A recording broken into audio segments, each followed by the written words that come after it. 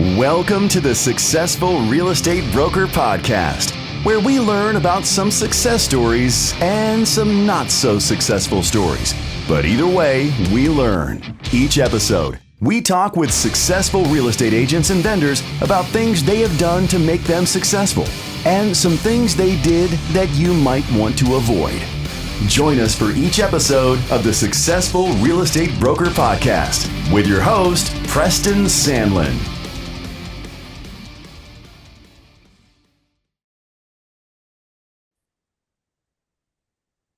All right, listeners, I have a special guest for you today.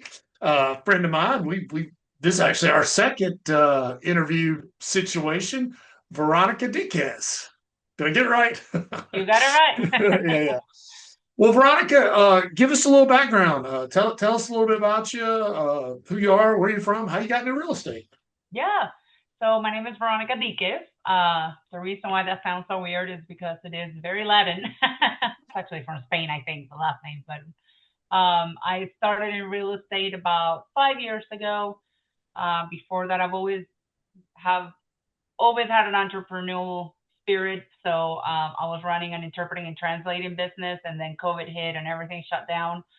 And we were investing, me and my husband, in real estate. So I said, let me just go ahead and get my license so that we can take care of that part of the transaction and not have to work with an agent. We can do it ourselves. And I just fell in love with it. I said, I think awesome. I want to do this full time. So I started doing it full time, and I've never looked back. That's so awesome. So I want to jump into that investment part of it, because my wife and I, we have some rental properties and stuff too. Yeah. What are you buying hold? You're doing short term? You're doing flips? What sort of strategies you guys doing? Yeah, so we started with flipping. We figured out very quickly that wasn't our thing. So right. After we did a couple of flips, we started to buy and hold.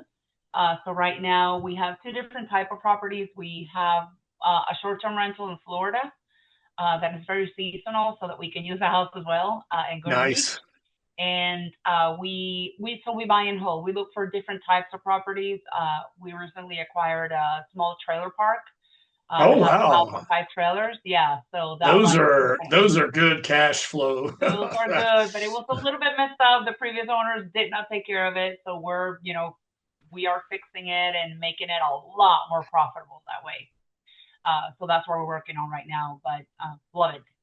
Now, where your trailer park, is that what county? Is that in Mecklenburg, or is it? It's in Lincoln County. It's in Lincoln County. Okay. Mm-hmm. Because somebody told me one time that like you would have, and I don't know, maybe correct me if I'm wrong, like you would have to buy an existing park in Mecklenburg. They won't let you start a new one, but you could buy an existing one or something. Is that correct? In a lot of places, they won't let you start a new one. So in most cases, you actually have to buy one that's already in place because they're grandfathered in. Right. Good deal. Yeah. I have to tell you something too. So yesterday I got a text from my property manager. We have a property that's vacant. Somebody stole the air conditioner and stole the thing and the copper. And I was so mad yesterday. They said it's going to be $7,000 to fix it. So I honestly didn't sleep well last night. I mean, I'm just mad. Like, that's $7,000, and I'm sitting there going, well, what's going to stop them from doing it again? Because it's vacant. Well, fortunately, I mean, I'm still mad about it, but it turns out our insurance is going to cover it. Thank goodness. Nice. But sometimes I didn't know, because sometimes if the house is vacant, they won't. So I don't know. In your real estate dealings, make sure your insurance covers it, even if it's vacant, because things like that can happen. Oh yeah, definitely. Hey, I was going to tell you about something else too. Yeah. There's a software I found, or I subscribe to this service called Mashvisor. Can I tell you about this? No. Check it out. It's called Mashvisor. I don't know why it's called that. .com, and it's pretty cool. You can get on it for free, but if you subscribe, you get more information.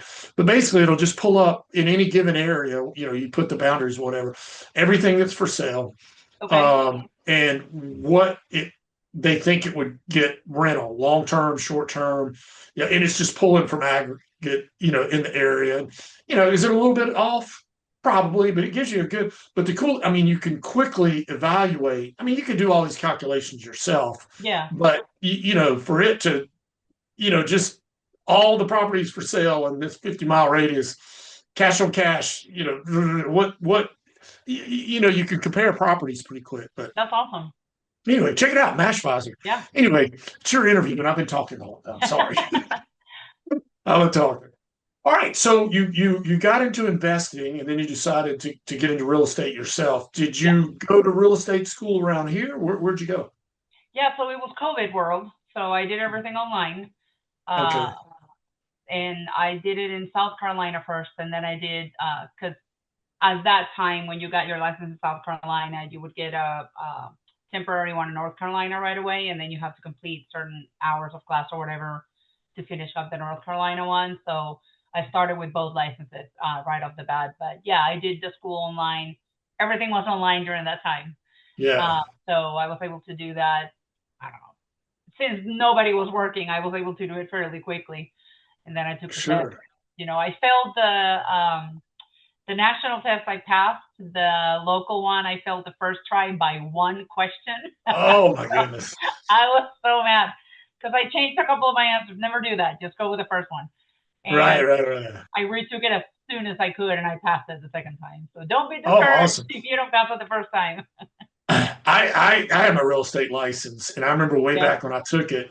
I got it back in the 90s, and you had to take. There was like back then it was like a sales and then a broker's license. Okay. I think it's kind of the same thing now. It's just called different. It's I forget it. But anyway, that broker's one, woo! I remember taking that test, and it was like, man, you had to figure out a closing statement and like the prorate the taxes, prorate the all this stuff, and I'd do my little math, and I'd get an answer, and I'd look over ABC, and it wasn't any of them. Yeah. So then I just went with ABC, eeny, meeny, miny, mo. So, but somehow I passed it. But I'll tell you, like if the phone would ring and it was like a Raleigh area code, I wouldn't even answer it. I was afraid they was going to tell me that they got my score mixed up. Yeah. It was a miracle. I don't know. I'm just like, just keep taking that C every year so you don't lose it. So tell me, what now? How do you market? Like, there's all kinds of real estate strategies out there. Some people door knock, some people cold call, some people farm neighborhoods. What, Veronica, what sort of strategies have you worked and what's been successful for you? Yeah. So because I had businesses before in which I had to network a lot and I had to sell my services and all that, I think that I paid a lot of the price at the beginning before I even started in real estate on that I had, a good database and I would keep in touch with everybody that I ever worked with before and so forth. So when I started, I'm not good with cold calling, door knocking. I choke. I'm like, it's horrible. It's so bad. I'm like, it works. I mean, it works, but it's not my style. The agents who are good at that, I take my hat off and bow down to them because it is amazing the talent that they have to do that. But I didn't have that talent and I knew it. So, but I said, I know a lot of people. So I just concentrated on the people that I knew. I concentrated on my sphere. It took me a few months to really set my database because I did it very carefully. I actually teach a class on that, on how to get started doing that. And I set it up in a way in which everybody is in the system and whatever CRM, I use Command with Keller Williams, but I put everybody in the system. I put their address. I found out where they lived, if they own a house or not. I took my time. And now I send them, updates of their neighborhood monthly, and I send them happy anniversary whenever it's their home anniversary. So I took my time, and I enjoy talking to people. I really do. So I was able to reach out to all of them during COVID. Right. With the perfect, question, which I was very interested in. How are you doing, and how's your family doing? Is everybody okay? And I was able to just start conversations that way. Tell them that I was in real estate. If they ever needed any help, to please let me know. And I started getting business right away. I was able to get Rookie of the Year in Keller Williams because of that. And that's awesome. It was so much fun just helping people that I knew. And even some of the people that I knew that I contacted, they didn't need any help, but they knew somebody who did. So I started getting referrals as well. right away. And it just snowballed that way. And, I've been in the business just 5 years, and I've never had to do anything else but to just work with the people that I know, and they keep sending me referrals. And you grow Awesome. your database that way, because when you get a referral, you meet a new person, and so forth. I do events. I do love networking with people, so I try to do events in which I can meet new people. I join activities that I love so that I can meet people. That's my strength. Meet them in a warm environment, and just make a connection. And then the rest of the conversation will flow. What do you do? Oh, I am an accountant. What do you do? I'm in real estate. If you ever need anything, just let me know. And, I keep in touch with them. And I do the same thing. I tell them, Right. I'm going to send you a cool little market update every month so that you know what's happening in your area. And I just meet people that way. So join activities you love. I was playing tennis before I got COVID, because then COVID messed up my knees. Whole story. I haven't been able to get back to that, but Pickleball. You can do pickleball. pickleball, yes. I hope my legs, I think, are okay now. But and you just join things that you love doing, and meet people that way. That's what's worked for me. That's awesome. And it's like you said, I mean, and I'm not throwing shade at people who cold call or door knock. It does work. It's just, well, I think what you're doing, like I'm a little bit more like you, where it's more natural to me. Yeah, Like I don't, I'm not good at doing things that I'm not natural. Like me you neither. know, Yeah, where I'm obviously out. Well, let me ask you this. You're obviously with Keller Williams. Are you going to the awards thing tonight? Are yeah, you going? Oh, okay. I'll see you there. yeah, yeah. I'll be What there. time does it start? What time I, does it? 6, I want to say. Okay. Okay. I need to make sure I can. Yeah, It's you start getting ready. 1920s. Have you got your 1920s outfit? I heard it's like No, a I'll do a Gatsby couple or of something. accessories. I didn't have time to get that, so Yeah. I'll figure it out. Got you. Well, but speaking of the Keller Williams, I know that Gary Keller, or I think he wrote that book. And I remember well, he's written several books, but one of the big things was like 33 touches. Yeah, I think that was the Millionaire Real Estate Agent Next Door or something. Which it sounds like kind of like what you're doing, where you have this database, and I try to adopt that in our business. And I was telling my wife and my team, I'm like, all right, so 33 touches, that's about every 10, 11 days. Somehow, some way you got to touch them. So yeah, do you, I mean, it sounds like you kind of go into that. What are different ways you can touch them? Or I don't know yeah. if that's the best. So the monthly neighborhood update, people love that, and that's once a month already. So that's 12 touches throughout the year already. I don't have to do anything. You just put it on your CRM, you put their address, and they get it automatically. So it'll tell them what real estate activity is going on around them. When people own a house, that's always information that they want to know. What's selling, what's not selling, what's the price, average, and all that stuff. So they get that from me once a month. I also do a newsletter once a month. So that's 2 touches a month already. That's 24 touches throughout the year. Right. And they get different things. Like I'm a foodie.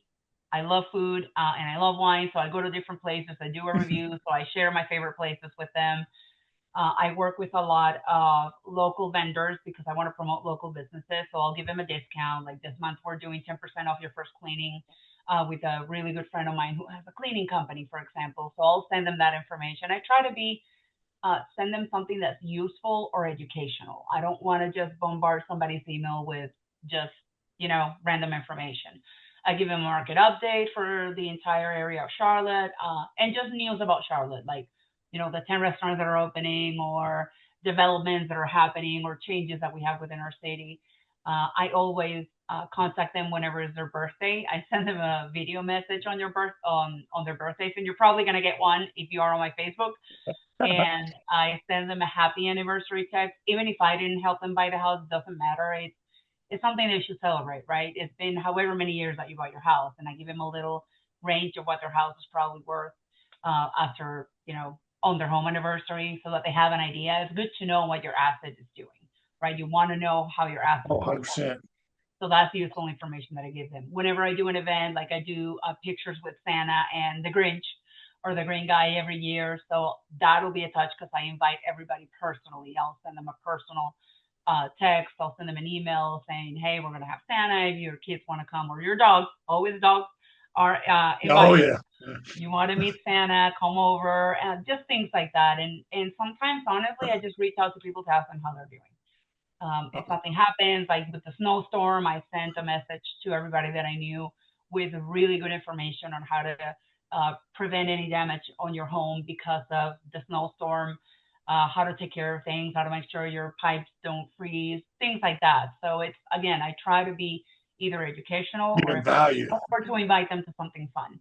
Right. I'm never going to contact somebody to ask them if they want to buy or sell a house. That, for me, that doesn't work.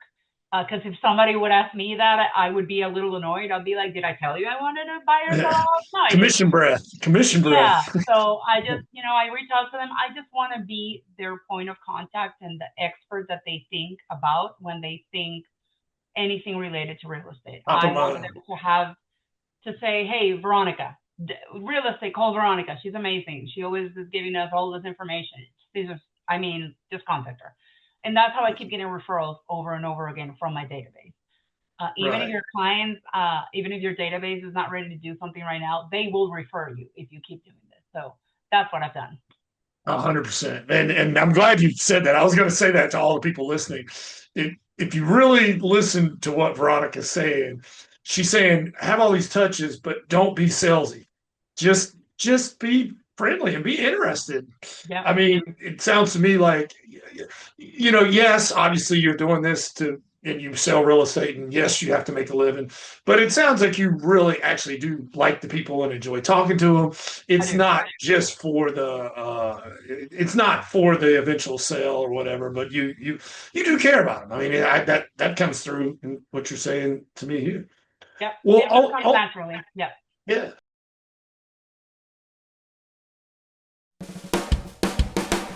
Hello, I'm Bill Gallagher with Superior School of Real Estate, and I'm here with Preston Sandlin of Home Inspection Carolina. Preston, I've always liked your style, especially those pants, and also I've been interested in the home inspection business for a long time. Well, Bill, that's ironic. I've always admired your style, and I've always admired your ability to educate these fine folks for sometimes 4-8 hours a day. I wish that I could do what you do. Hey Preston, wouldn't it be cool if we switched? Preston, we sure got what we wished for, buddy. We sure did. And now that you're the expert, Bill, you are wearing the pants. And I'm the instructor and the educator. Tell us what Home Inspection Carolina is doing these days to make the home buying process easier for realtors and home buyers. Well, Preston, all our home inspection reports now are online for the real estate agent and the client to review the report online and to be able to create a repair list basically online by either clicking repair, accept, monetary compensation, and once they prepare the request, they can then press email, text, or print right then. You mean it's all automated, Bill? Absolutely, we are high tech. Wow. What else is Home Inspection Carolina doing different these days? Well, Preston, we're training our home inspectors to be non-alarmist. We are training them to put things into perspective and to simplify the message for the homeowner. Non-alarmist is key, Bill. You remember those days of the 100-page reports and those 3-ring binders that would just go on and on and on, la la la la la la la la. Thank you for being a good non-alarmist. And Preston, one more thing. We fix the small stuff for free. Do you remember when home inspectors always put those little nitpicky items on those reports? Oh, bless their hearts. Well, at Home Inspection Carolina, if we can fix it in 5 minutes or less, we do it for free. We're better with a caulk gun than a keyboard any day. We just fix it. You mean there's no cost for this, Bill? Preston, it's free. Wow. Well, Preston, these pants really are a catch. Well, Bill, I've enjoyed wearing the suit, but I don't think I could wear it every day because I got to fix the small stuff for free, and I don't want to ruin a good suit. Preston, it's been a lot of fun flipping the switch.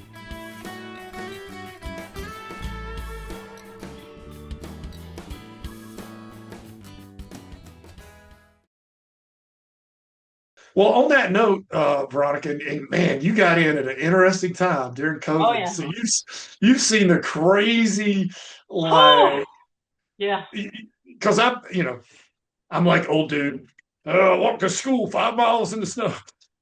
So prior to COVID, there was pretty much a predictability in this business. It was almost, you could always count on, March, uh, go crazy because kids, people would start the spring market. There was a predictable ebb and flow. It was like, and it would go nuts. May, June, July, crazy. It'd slow off a little bit at the end of the summer. Stay fairly busy right up till Christmas, and then it would be January and February, and then it would crack back up again. And then COVID just 3% rate changed. came. It changed everything. Yeah. And the supply and demand, you got in an interesting time. Oh, that was insane. I'm hoping I it don't know gets what back it was to like before, but I mean, my buyers, it would take us 20 offers to get one to actually be accepted. So I got in at an insane time. It's so crazy. I can remember too, and I saw that. I mean, I saw things go so much over asking and stuff. And I've also seen the flip side of that. Somebody will have a house for 6 months and not even get a offer. I mean, hopefully we don't get back to that, but you want somewhere in the middle. Not a healthy not either market, extreme. right? A healthy, yes. But speaking of that, so I sponsor a whole lot of new agent orientations, right? So when down at Canopy, when people are getting their license, they got to go through this to get their key and all that stuff. So I get up and do my little spiel. Obviously, I have to pay money. You know how it goes. But after doing it for years and years, it's funny, in a class, depending on, there's usually 70 or 80 people in one. I can almost now, I've done this so long, I don't know who it's going to be, but there's probably going to be about 3, 4, 5 rock stars out of that group. There's going to be about, I don't know, 20 or so that are going to do okay. And then, man, I hate to say it, but probably over half are going to wash out. 3 years, they're not even going to be in real estate. More than that, actually. Yeah. So what would you say the secret sauce or the common ingredient is, if there is one, for those people who either become rock stars or, become, pretty decent at it? Do it. Do the activity. Do the basics. Do the mundane. It can get boring, right? When I was doing my database at the beginning, it took me like 3-4 months to put everybody in the system. It was boring. To have to pull their information, find their address, find out if they were a homeowner or not. But you know what? It's been almost 5 years that I've never had to do a cold call because I keep getting business and referrals. And I've made GCI, which is a gross income, over $200,000 for the past 3 years. Nice. And one of those years, I'll be honest with you, I barely did anything because my mother was dying of cancer, and I didn't have the brain or the emotional bandwidth, and I kept getting business constantly, and I was not doing anything to try to find business. I was taking care of my mom. Thankfully, I got business because it kept me busy. It distracted me a little bit, and of course, I need money to survive.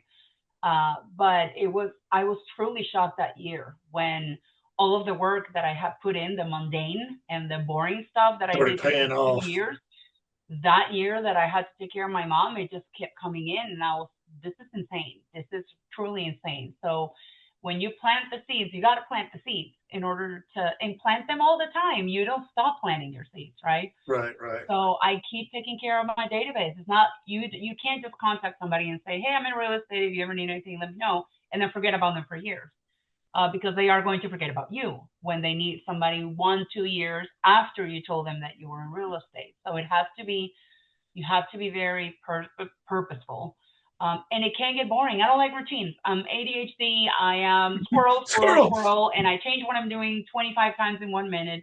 It is so annoying.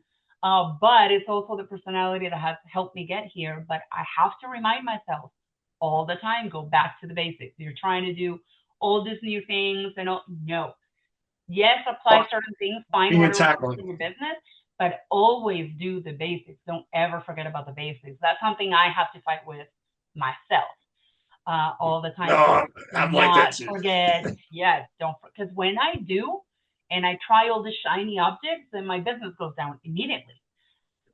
So it's something that I've noticed. I'm like, all right, I got to make sure. So what I'm doing right now is forcing myself in a way, because I'm horrible with routines, is making sure that I have a weekly target. If I do daily, I'm not going to do it because something will happen, or I have to go to a showing, or I got distracted, or I didn't feel good that day, whatever it is. But if I put a weekly goal, these are my basics, and every week, no matter what days I do it, but every week I have to hit them, then I'm consistent. And that works for me, for my type of personality. So I have a to-do list. I Yep. make a to-do list every single day because I'm ADD and I'm old school. Yeah. It's on a clipboard. I mean, I know you can do it on a phone and all that, Oh, I but have I like have to. 3 notebooks next to me. There Yeah, you go. make sure I And I write. But mark it then, off. yeah, Did when you that, get in did your that. 40s, your memory's not the same. That's right. Well, because if I don't have a to-do list, I'm all over squirrel, Yeah. the same thing. Well, speaking of shiny objects, Veronica, do you use AI or Chat GPT anyway in your business? What do you use it for, if you don't mind me asking? So if you don't use AI right now, you're going to be left behind. And the reason I say this is because I've been learning about it so much because I have to get with the program, right? I want to provide an Me too. excellent service, and providing an excellent service nowadays includes using AI. Why? Because there's so much more than just write an email on ChatGPT. That's not what I use. I mean, I use it for that, but that's not the only reason that I use it for. You use it to set a presence online that is unbeatable. That whenever anybody asks who's the best realtor in Charlotte, you need to pop up. And the only way that you pop up is AI is going to see what content you have, what information you have online to be able to tell the person, Veronica's really good. If somebody, a lot of people are looking for realtors on ChatGPT, on OpenAI, or whatever AI they're using.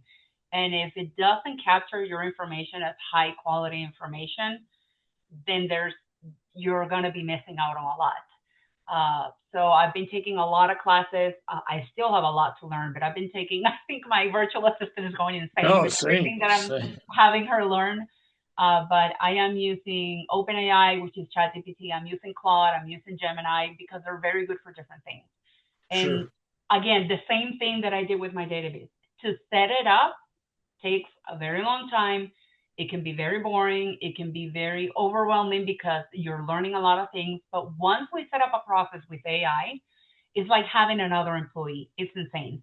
So now I have an employee that helps me do market analysis. I have an employee that helps me do what are we doing? Like a house of the week. I have an employee that helps me do a blog. We blog twice a week, and we blog because AI reads all that content and again puts you on top. So there's so much that you can do with AI, and it will help you provide a better service to your clients.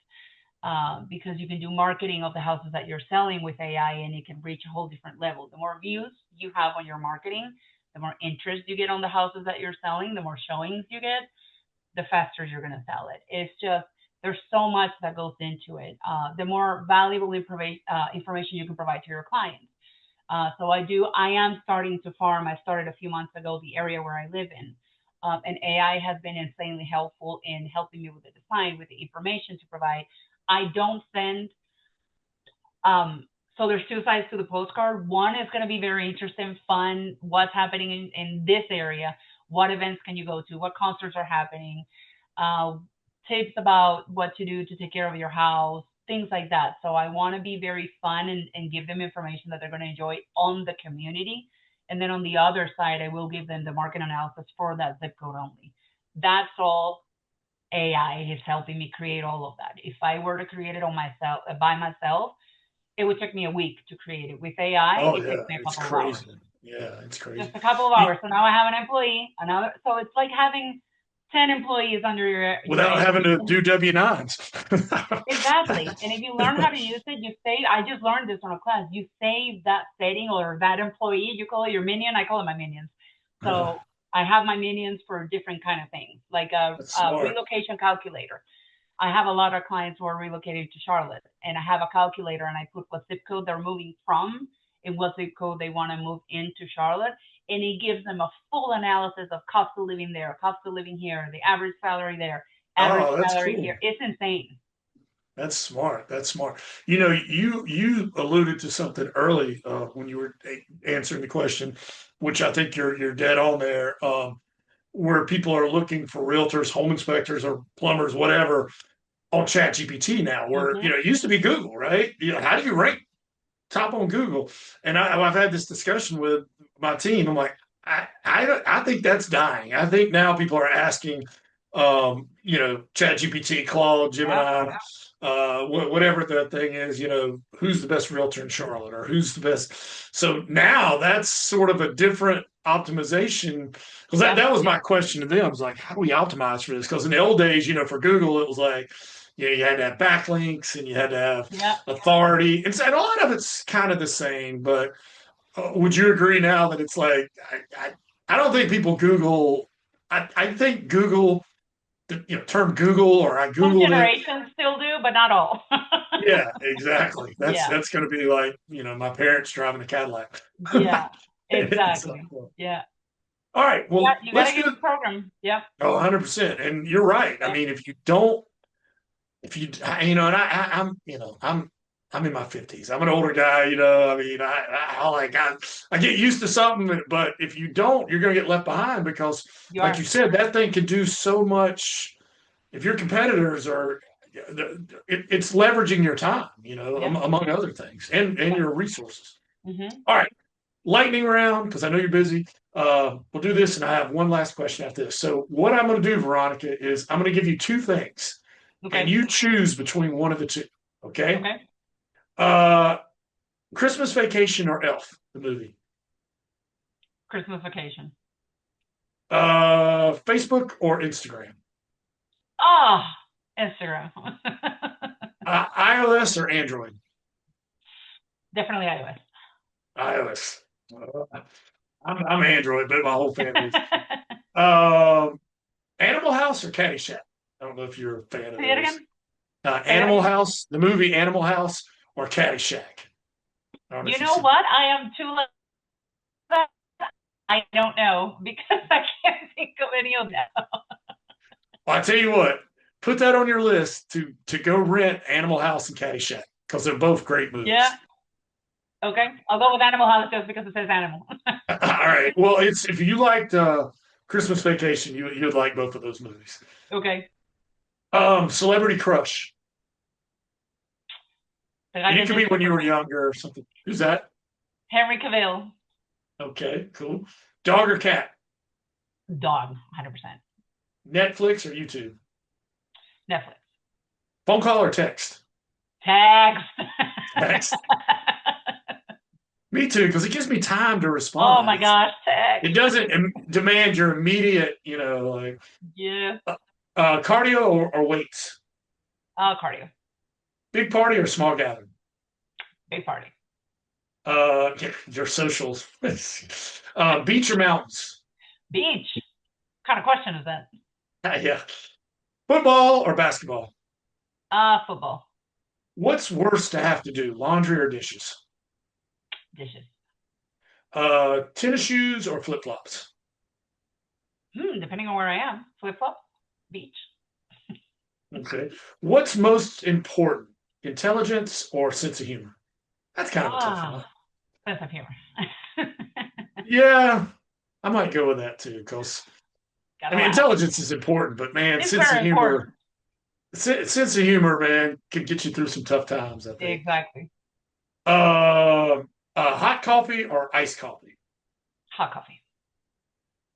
Would you rather read a real book or ebook? Ebook. When you're sleeping, fan on or fan off? Always on. Same here. Although, gosh, I'm worried it's going to dry my eyes out at some point, but because I wake up, I'm like, I just like the noise, even if it doesn't faze me. That's right.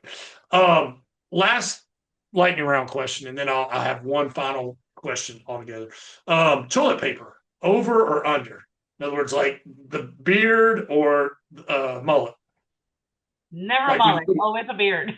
Always a beard. That's what 90% of people say. There's a few people that say they have cats, though, and like they have to do it under because of the cat. Yeah, 100%. Well, here's my last and final question, Veronica. If you woke up tomorrow in parallel universe, you had all your equipment, your computer, you don't have to go buy a computer or signs or anything like that. you just, for whatever reason, you woke up at a brand, you don't know anybody, and you're just starting out, and you had $5,000. How would you it's kind of a return on, like, what would you do with that $5,000 to get your name out there and to get some business? Now, you don't have to buy any kind of goods or anything, but it's kind of a marketing. What would you do with the $5,000? I would join a country club so that I can meet people there. I would join a tennis class so that I can meet people there. I would join stuff where I can meet people. I would use that money for that. Nice. Pretty smart answer too. I like it. Thank you. I haven't had that exact one, but you're right.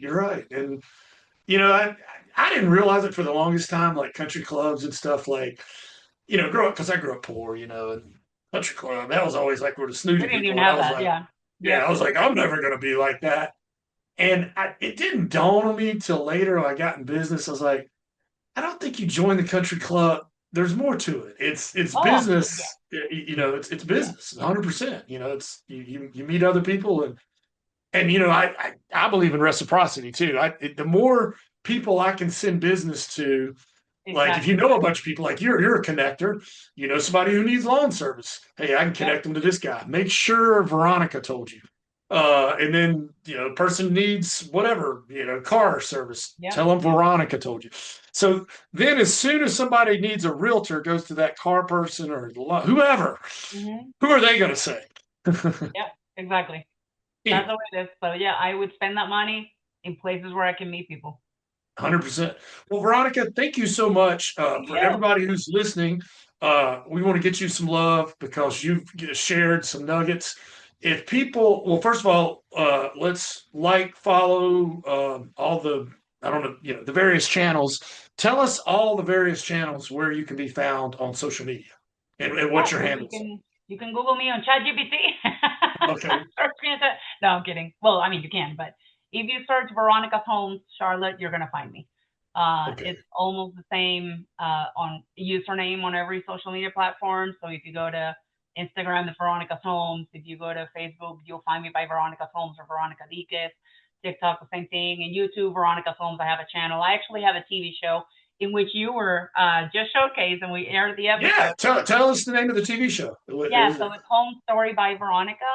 It is aired on Now Media Television, but I also put all the episodes on my YouTube channel so that people can have easier access to them, and you'll learn so much about so many things in real estate. You are going to love it. Just make sure you go check it out.